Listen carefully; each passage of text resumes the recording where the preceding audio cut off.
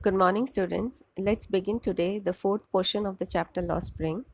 In this chapter, Anish Jung has described two types of children. One are the rag pickers, and the second, the bangle makers.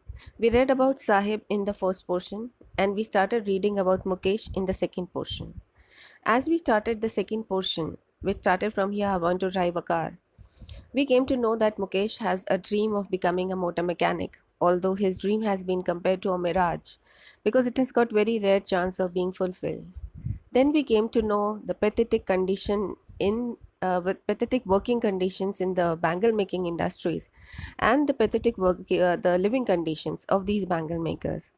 Then we came to know how traditional the family is, how her sister-in-law, the bhabhi, she covered the face with a veil, and how the views of the grandmother. The grandmother had the views that it's their karam and their God-given lineage, that they are bangle makers and they should remain as bangle makers. Then we came to know that in Firozabad, their life moves in spirals, spirals of bangles around because in their houses, around their houses, everywhere in Firozabad, they have just seen bangles. Now we have to begin the last portion, page number 18, the last paragraph. Now here we'll talk about a girl, Savita. Now Mukesh and Savita both are making bangles. That's an irony that children are working in the glass bangle industry. But the irony becomes more with Savita.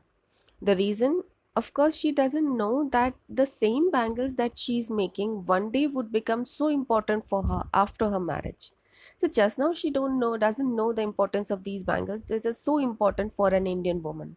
So that we have to read in the last paragraph, and we have to understand why is the irony more with Savita as compared to Mukesh. So let's begin this.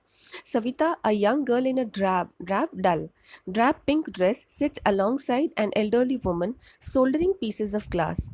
As her hands move mechanically like the tongs of a machine, these people become so much expert in making bangles that their hands move like a machine continuously. Then I wonder if she knows the sanctity, holiness, the sanctity of the bangles she helps make. It symbolizes an Indian woman's suhag, auspiciousness in marriage. This is the most important thing that's here. She doesn't know that the bangles she's making now are so important for an Indian woman. It symbolizes her suhag. That's why you must have seen in many cases it is there that as soon as the husband dies, the glass bangles are broken. It's a ritual, and it is shown that this ritual shows that the husband has passed away. So in India, it is believed that wearing bangles and being happy in life are correlated. Why being happy for an Indian woman? Because the husband is alive. So this is what the common people and the traditional people believe, and this is always there for an Indian woman. That's why you must have seen very rarely it is there that married women don't wear bangles in the hand. They'll wear one or two bangles, but still they'll still wear, and it's a sort of a tradition and a belief. Now here she doesn't know that these bangles are so important for an Indian woman. They symbolize her suhag. Then it will dawn on her, that means she'll realize. It will dawn on her suddenly one day when her head is draped with a red veil, her hands dyed red with henna, and red bangles rolled onto her wrist. She will then become a bride. Like the old woman beside her who became one many years ago. She still has bangles on her wrist but no light in her eyes. It is shown that this lady who's working there, she's still wearing bangles but there is no shine in her eyes. And just see the line which has been mentioned by that lady. एक वक्त शेर भर खाना भी नहीं खाया, she says, in a voice drained of joy. She has not enjoyed even one full meal in her entire lifetime. That's what she has reaped. Her husband, an old man with a flowing beard, says, I know nothing except bangles. All I have done is make a house for the family to live in. Now you understand why Mukesh was so happy that he took Anish to his house, saying that the house was being renovated. Although from the point of view of Anish, it was a primeval stated house, but still for Mukesh it was a very big thing that they had a roof over their head. They had a shelter. So here from this man we understand that for making a house, just making a house for the people of Bangal makers, it's a very big thing for them. Then hearing him, one wonders if he has achieved what many have failed in their lifetime. He has a roof over his head. Now the coming portion you have to be very careful because there are many higher order thinking skills questions from here. Now let us begin, and you have to underline this particular line and the second line also. Let's begin. The cry of not having money to do anything except carry on business of making bangles, not even enough to eat, rings in every home. Now here Anis is saying rings in every home, but it's not that the bangles are there in every home. She's saying the cry rings in every home. That means from every home the same voice or sound is heard again and again. And what is that cry? The cry of not having money to do anything except carry on business of making bangles. They always complain that we don't have money, that we can do anything else other than making bangles, not even enough to eat. What is the second complaint? That we don't have enough to eat. And this is heard from every house. That's why Anis is saying that from every house the same voice is heard. Which voice? That we don't have enough food to eat, and we don't have anything, we don't have money to do anything else other than making bangles. So this cry comes from every house. That's why the word rings has been used. But see the next line. The young men echo the lament of their elders. What does this mean? Echo is a sound which is heard again and again, but the same sound is heard. What does this mean? The young men echo the lament of their elders. That shows that their elders must have said the same thing to their elders. The children are saying the same thing to their parents. That means from so many years, from every house of Firozabad, the same cry is heard. And that cry is not enough food, not enough money. So the young men echo the lament. Lament is to cry over something. And here they are echoing the same lament. They are telling to their parents must have told to their parents. So from every house, every year, from so many generations, the same complaint is there. Then the next thing, little has moved with time, it seems, in Firozabad. And the next line underline, years of mind numbing toil have killed all initiative and the ability to dream. Let's see the word meanings first. Mind numbing toil. Toil is hard work. Mind numbing. Numbing is like we say when we sit for on the floor for a long time and we get up, we say our feet have become numb.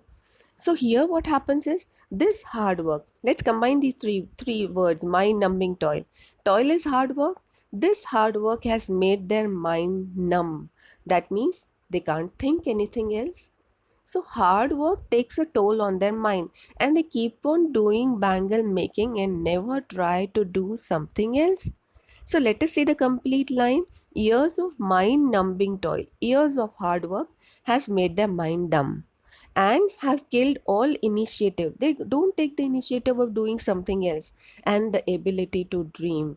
The full meaning is that the hard work, years of hard work, makes their mind so numb that they don't take any initiative, and they don't even want to dream. Now, will we not appreciate Mukesh more? That in such a condition also, when the others don't even dare to dream, he dares to dream, and he says, I'll become a motor mechanic. This is very important in life, students, that in spite of all the adverse conditions, still we dream, and we think that we'll be able to achieve that dream. We have the determination that we'll be able to achieve that dream, and we have that confidence that we'll be able to achieve that dream. So here we really appreciate Mukesh. Then the next thing, Anis asks Mukesh that why don't you form a cooperative? Now, all of you must be knowing what a cooperative is, where people join together, they start a business, and whatever is the profit is shared equally among all of them. And forming a cooperative in India is not illegal at all. But see why these rack pickers, why these bangle makers cannot organize themselves into a cooperative. So this can be asked as a 6-mark question. So there must be around 5 to 6 reasons. So let us discuss these reasons. Why not organize yourselves into a cooperative? I ask a group of young men who have fallen into a vicious circle of middlemen. First of all, let us discuss what is this vicious circle. A vicious circle is an entangled circle. Entangled in the form of that there are so many things interrelated that we don't know from where to break it. Like if I talk about poverty is related to illiteracy, illiteracy is related to overpopulation, overpopulation is related to injustice and corruption in India. Now all these things, poverty is again related to corruption. So these all things are so interrelated that you don't know from where to break and begin. This sort of a circle is called a vicious circle. Now here it is said vicious circle of middlemen, and commerce students can understand very easily what are these middlemen. For the other students, just let us see, we say middlemen. Who are these middlemen? Like a thing which is made in a factory, it comes out, it is given to a particular distributor, the distributor takes it to the wholesaler takes it to the retailer, and the retailer sells it to the consumer. So by the time it comes from the producer to the consumer, there are whole groups of middlemen in the form of distributors, wholesalers, retailers, and their profits are fixed. Now these people make the bangles, and these bangles they go onto the hands of many middlemen and then come to the consumers. But these people get very less, and the thing which is sold to the consumer is sold at a higher price. Who gets more profit is the middleman in this particular case. So here, these young men have fallen into the vicious circle of middlemen who trap their fathers and forefathers. These children don't know that they can form a cooperative and directly sell their thing into the market. In that case, the middleman's role would not be there. But they don't know, and they have already fallen into the trap and the clutches of these middlemen, so they are not able to break that vicious circle. So the first thing, why do they not form a cooperative? Because they can't break this vicious circle. Then the second reason, even if we get organized, we are the ones who will be hauled up by the police, beaten, hauled up by the police, beaten and dragged to jail for doing something illegal. The police is paid by those people who are called the influential people. They'll never let these bangle makers form a cooperative. So what does the police do? Take them to the jail and beat them for doing something illegal. So because of this fear, they don't even form a cooperative. Got it? So the second reason is this. Then the next, they say there is no leader among them. The third reason, that's a very valid reason. Nobody dares to dream, so nobody leads them. They lack a leader. Then no one who could help them see things differently. Their fathers are as tired as they are. The reason is very obvious. We have got one reason. Mukesh's father, what did he do? He taught his children bangle making. Did he try to become something else? Yes, he tried to become a tailor. Then he was forced to become a bangle maker. So when he has tried and failed, he doesn't even want his children to even try. So this is the thing. Their parents don't support them because they themselves tried and failed. And see the last reason. They talk endlessly in a spiral that moves from poverty to apathy to greed and to injustice. Poverty, we all know. Apathy is when we lack that sympathetic attitude. That is apathy. To greed and to injustice. You find there is one more vicious circle, and this vicious circle moves from poverty, apathy, greed and injustice, and they don't know how to break this vicious circle. So let's revise these 5 points. Why do they not form a cooperative? First, because they are caught in a vicious circle of middlemen. Second is because of the fear of the police. Third, they lack a leader. Fourth, the parents don't support them. Fifth, they are caught in one more vicious circle of poverty, apathy, greed and injustice. Now the next thing, that this is the last portion of the chapter. Let's do it carefully. Listening to them, I see two distinct worlds. Ani says, when I listen to them, I think that this world is divided into two different worlds. Before continuing, you already know this answer. We say our world is divided into two, rich and poor. Now here it is talked in a more different sense. So let us see it. But the basic part remains the same, rich and poor. I see two distinct worlds. One of the family caught in a web of poverty, burdened by the stigma of caste. On them, a label has been put. You are a bangle maker, you remain a bangle maker. So, this world is of whom?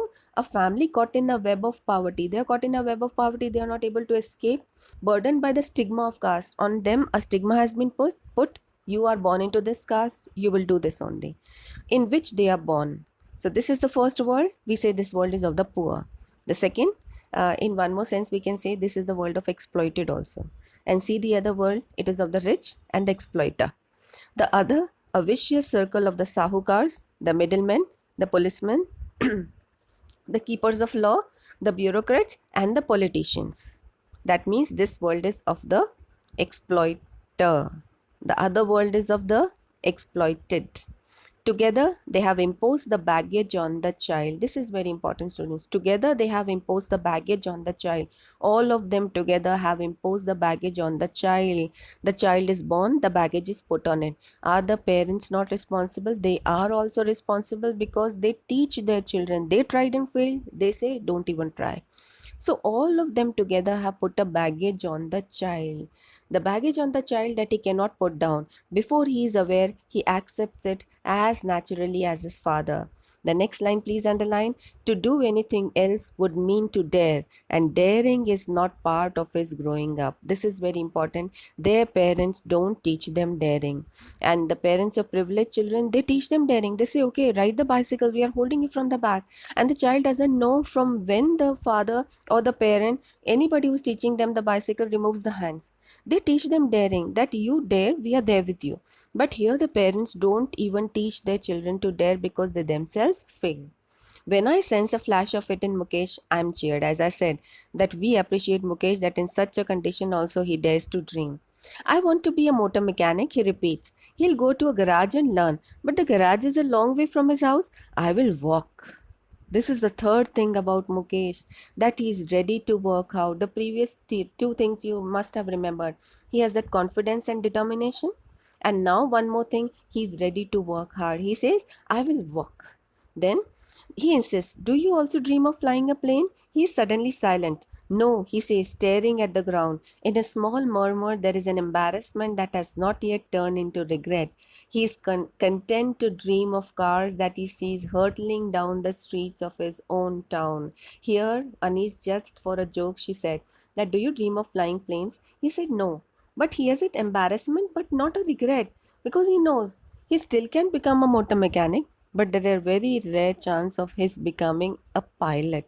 He knows the limit of his dream. This is the fourth point. So if you are asked, will Mukesh be able to achieve his dream? You'll have 4 points. One point is, yes, he has that confidence. Second, he has that determination. Third, he is ready to work hard. And fourth, he knows the limit of his dream. Now nobody can stop him. And the most important thing, at least dares to dream. So nobody can stop him from achieving his dream. He is content to dream of cars that he sees hurtling down the streets of his own town. Few airplanes fly over Firozabad. Now, we have to very carefully see the NCRT questions also. And one of the question there is this, which I discussed now. What could be some of the reasons for the migration of people from villages to cities? That all of us know. Why people migrate: a better life, developed life, education, many reasons are there. Then, would you agree that promises made to poor children are rarely kept? We have discussed this answer. Are promises made to these children? Yes, at a local level, national level, and international level. Then, what forces conspire to keep the workers in the bangle industry of Firozabad in poverty? You have to write the 5 reasons why they don't organize themselves into cooperative. You have to write the reasons here. Then, how, in your opinion, can Mukesh realize his dream? I've already given you the answer. Mention the hazards of working in the bangle industry. I have given you the answer earlier. Why should child labor be eliminated and how? This is an important question which you deal with carefully because it can be asked as a section B question also. So try that you remember all these vocabulary words also. Okay. Thank you.